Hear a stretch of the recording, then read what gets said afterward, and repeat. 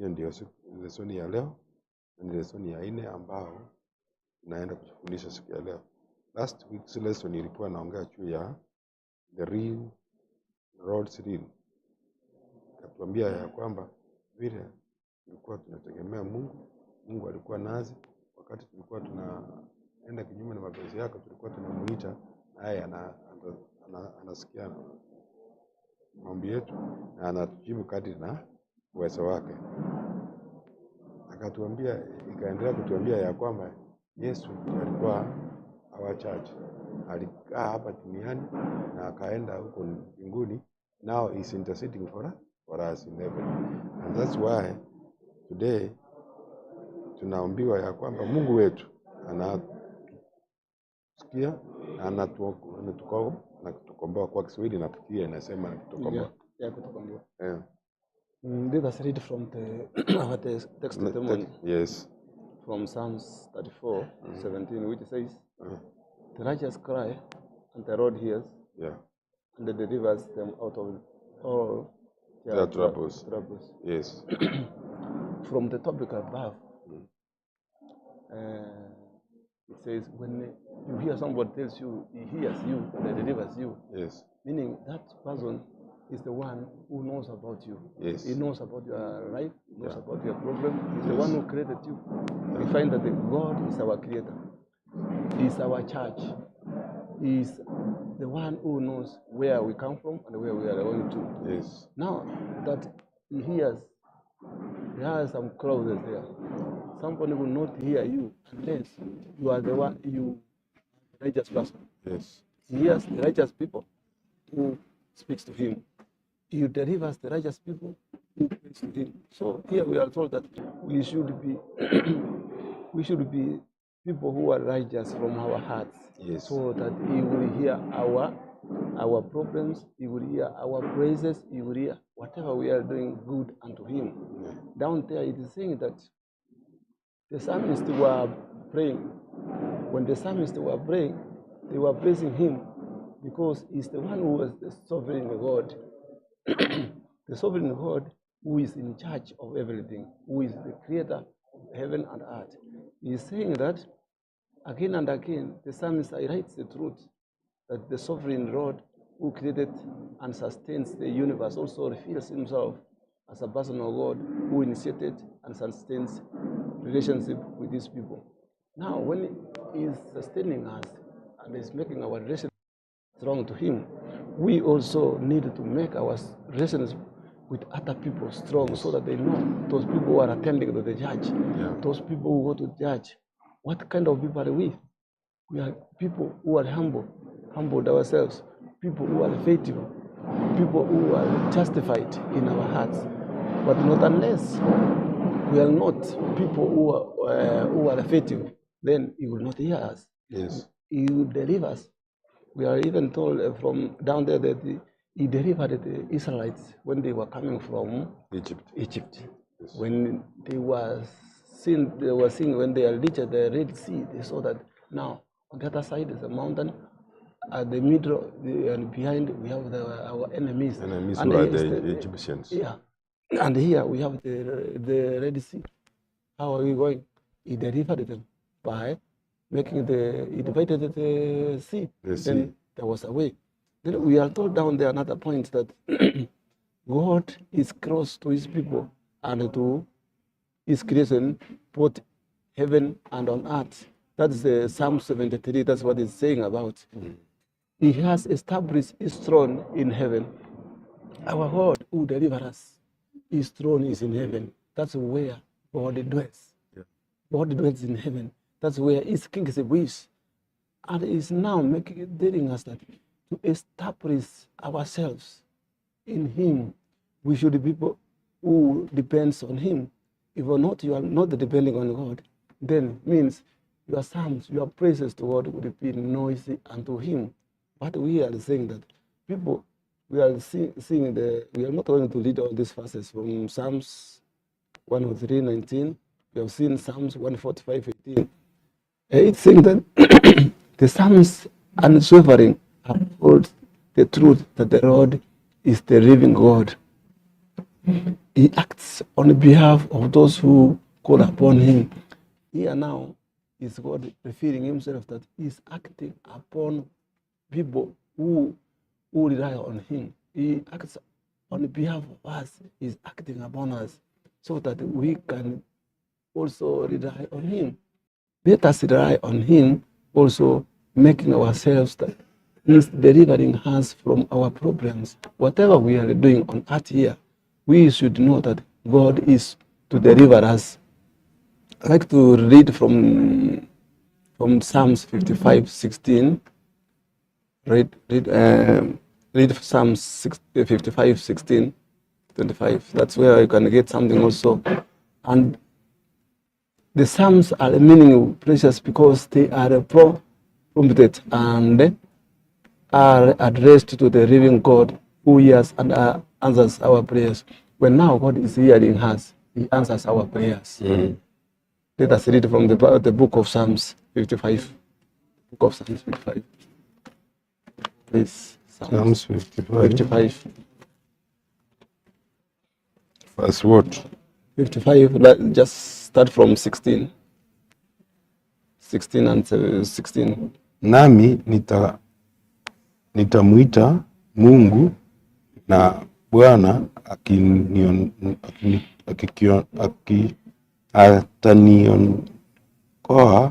ataniokoa jioni, asubuhi na udhuhuri, na nitararama na kukua naye akisikia sauti yangu. Hiyo ni 17. Okay, let us expound that. He's telling us that we call upon him when we wake up and we come in, and he will hear us when we are proclaiming his word. He will hear us. Now, we are the church today, and the church today, we are supposed to be delivered. Yes. We deliver also the people who don't know about the God's word. Yes. How can we do this? God is asking ourselves from us that he will hear us. Not only we have to have two things. Yes. We should have faith and obedience. This is what will depend on us. Yes. If we obey, that's being obedient, he will hear us. If we have faith, he will also that's what he will hear us. When you are faithful to do your road, then the commandments, it is easier for us to follow the commandments of God. Yes. And we know the commandments from the book of Exodus 10. There are 10. If we follow these commandments, God will deliver us from all the challenges that we are facing. Now we are finishing the introduction that there is nothing there's nothing short of this faith and obedience will be acceptable to him. And the history of Israel, then we have touched the history of Israel as we were coming from there, that nothing except that you have faith and obedience. You should then God will accept us. He will deliver us. Obviously, when we come to church here, we do good. And after people will say that the church here is good. Normally we have the church, Seventh-day Church. I've seen that it does good to other people.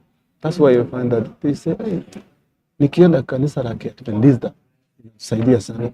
So we are advocating that even the people who are outside, those people who are also following us online, that we have to accept that the church, the Remnant Church, that is the Seventh Day, it's now pronouncing that we should follow God who is delivering us from wherever all the challenges that we are facing. No matter he has not answered your problem now, God is able to answer your problems in the right time. The right time, when it comes, we will be delivered. Then from there, teacher, you can go to the I want to comment on the introduction of it, because our God is a universal God. Mungu wetu ni Mungu anapatikana mahali popote. Mungu anapatikana mbinguni, Mungu anapatikana nasi hapa. Mungu is all over. Wakati wewe unamuita, yeye is ready, because he is everywhere. He is ready to hear your prayer, your request. Yeah. So anytime Mungu sio kisiwe ataweza kumuita akosa kukujibu. Mungu wetu azali. Mungu wetu yeye ukimuita 24/7 is there for you. So members, those ones who are watching from far, be assured that wherever you are, sit down, ask God what you want him to do. He will give you, and he will give you at his correct time. Na members wenzangu, mjue ya kwamba God is there for us. He has said that we should pray in the morning, afternoon, and when we go out, when we come in. Yeah. So there is no time which is God has given that it's now prayer time. Any time is prayer time. So ukiwa na hitaji, wewe tafuta mahali, piga God chini, ita God, he will answer you according to the needs. So tunaenda siku ya Sunday ambayo inasema my friends was not eaten from you. Yeah. Ya kwamba tunaenda kusoma kitabu ya Psalms 139 verse 1 to 18. Hiyo ni mrefu sana. Ile kitu tunataka kuchukua mambo kwa sababu na muda ambao sio time is short. So tunataka tuone ni nini hii Mungu anasema. Hii inatuambia Mungu afichi uso wake kutoka kwa kwetu. Our God is there for us.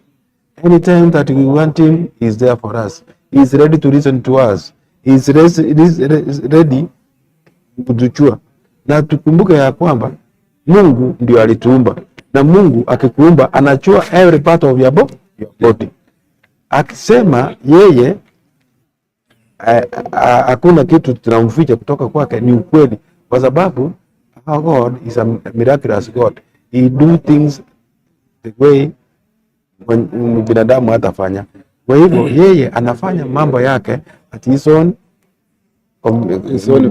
pace. Kwa hivyo ndio ukiona wakati vile alikuwa ameanza mambo ya uumbaji, alikuwa anasema usiku na usiku inakuwa. It's only a human being Mungu alisema tuumbe. Wakati aliangalia baada ya uumbaji akaona ya kwamba all things he has created are perfect. Akasema let us do what? Look for somebody who will be in charge. Who will take dominion juu ya hizi vitu. Na ndiye akasema let us create man and who in our own image. And this is how we say that our God is a peculiar God, because he knows what all other human beings does not know. Yeye ndiye anajua ni nini kitu fulani, hii kidole inafanya kitu gani, everything he knows. That's why tunasema yeye bahali ako anaangalia chini, anatuangalia vile tunafanya mambo, anasema this person is doing the right thing and this one is not doing the right thing. And that's why we say yeye ndio ako peke yake aba ataweza kutuchaji, aseme wewe umefanya kitu fulani against my wish.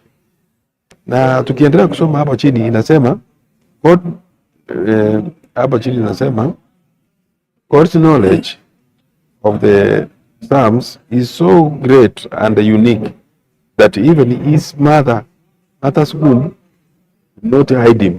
Hata mtoto ambao wako kwa tumbo anamjua, anaona. Nakumbuka aliambia Jeremiah, akamwambia mimi nilikuwa ninakujua kabla hata you were formed. Meaning yeye anakujua zaidi. Sisi tunafikiria tunajijua, atujui. Mungu ndiye anatujua zaidi. Kwa hivyo tuweze kujua ya kwamba our God is a God of universe.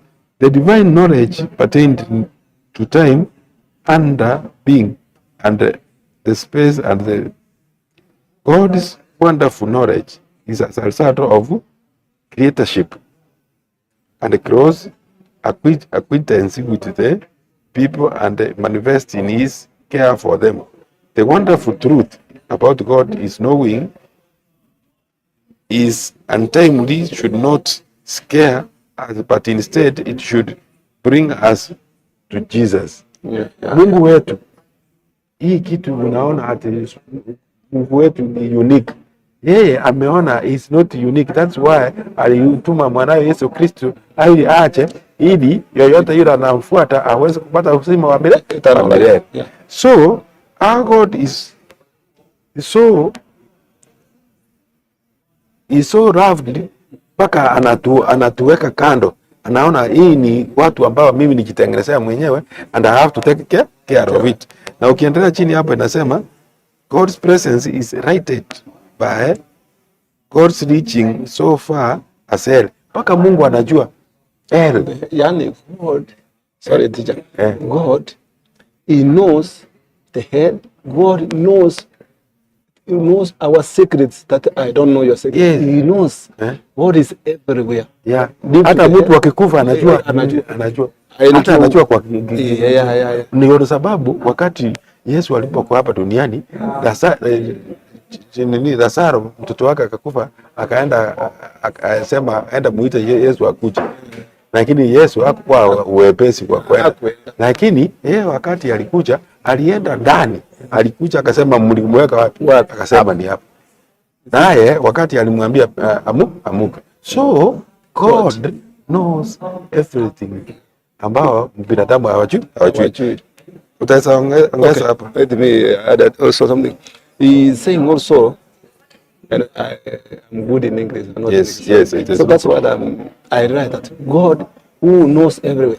God who knows beyond the grave. Yes. If God knows beyond the grave. Yes. What does he doesn't know? He knows our heartbeat. Yes. He knows when we will stop not beating. Yes. So that's when he is saying to us, the frames of God, the right of God is everywhere. Yeah. God is everywhere. His light is not hidden to anybody. Yes. Because God himself, even if you are following us from where any point you are in outside the country, God is knowing you. God is seeing you. So we need to follow the frame of God, which is a rightful frame, which is a wonderful God to us. Down there is also saying that is writing in the book of Psalms 139. What these images cover is the truth that there is no place in the universe where we can be out of God's reach, where we can hide. There is nowhere that we can hide in the universe. Yes. Whether you are in America, whether you are in the forest, there is nowhere that we can hide in the universe, because God is the one who created the universe. God is the one who is the only sovereign God that we adore. We need to understand that our God, then, what does He wants from us? Though God is not part of the universe, as some believe, He is close to it and having the only created but sustaining it. We are seeing that in the book of Hebrews 1 and 3, is saying that He is the only one who is sustaining the universe. But the scientists are saying that God is not the one who created this world. They are using their scientism to express this, that even man was not created, but God, we cannot be beyond God. It is God only who is beyond us, and He is the one who knows about us. Also, God can help and restore us. It is only God who helps us and who restores our life. It's only God that when we are sick, He restores our body. It's only God that who can reach to people who have problems, who can come to this church, who is everywhere, that He can uplift us from where we are fallen. Many times we as human beings, we as creatures of God, we lose our faith so simple. Because we have found we are faced with problems and challenges. You find that I sometimes say, if God was around, this problem could have not happened. If God was around, my relative could not have, or my person could not have gotten this. Now, this is just a test. If we have faith in Him, He's testing us to do such a thing. That if I make somebody to die, it's gone. How is your faith? Are you justifying your faith? He wants us to say that God in every situation He's there. In every situation, we should praise him. That's why we find that David, all the time, David was praising God. Whatever he has done wrong, you find that the David that was there, he sings for him. He sings hymns, he praises to God. That's why you find that God was a man, David was a man of God all in all times. Then we are brought here as an example. Then we should be men of God, women of God, and children of God at every time. Down there also it's saying that the fresh realization of these great prompts outbursts on praise and renewed trust in psalmist. He welcomes divine scrutiny as the means that can remove from his life anything that troubles his relationship with God. God is saying that anything which is coming across us, which is not making our relationship with him not well, he is with us. He is with us so that he makes our relationship to be strong unto him. So we should not lose faith. What we need to have is to obey. When we obey, then we follow the frame of God. That's when we find that the Israelites were covered by the crowd, and they were following the crowd wherever it went. That's God. They were following God. Now we are following God through its biblical. We have to be spiritually, follow God spiritually. And because of that, our faith should be of high class. Not that when we face a problem, we decline. We should not decline in times of trouble. We should not decline when the church has a problem. We should come together with our faith so that we pursue. We follow this frame that it is everywhere in the universe that God created for us. We are also going through that. It is showing us that there is assurance in God. Assurance in God. Yes. Who cares for us? So before we can continue, no problem. Before we go to Monday, kuna kitu nataka kusema hapo. Na hii mambo watu wanasema where was God when this happened? We should not ask such prayers to God. We should know that our God is in control. He has allowed it to happen to run something out of that. Kumbuka wale watu kumbuka kuna watu wale ambao walikuwa wagonjwa na mtu amekuwa mgonjwa for all this time, lakini anauliza iliendaje. Kumbuka kesi ya nani anaitwa Ayubu. Ayubu watu walikuja kumwambia wewe ni mtu wa aina gani? Mtu gani yani? Wengine wanamwambia paka hata bibi yake anamwambia fanya nini? Mtusi huyu Mungu anaachana na yeye. Lakini kwa sababu he had faith in God, that man persisted until God rewarded him. Yes. And you know the story of what happened. But what I want to tell you is this, God, Mungu wetu hata kuacha, hata kama unaenda, is looking for a way that is bringing his own children back to his house. So tuweze kujua ya kwamba ukiona kitu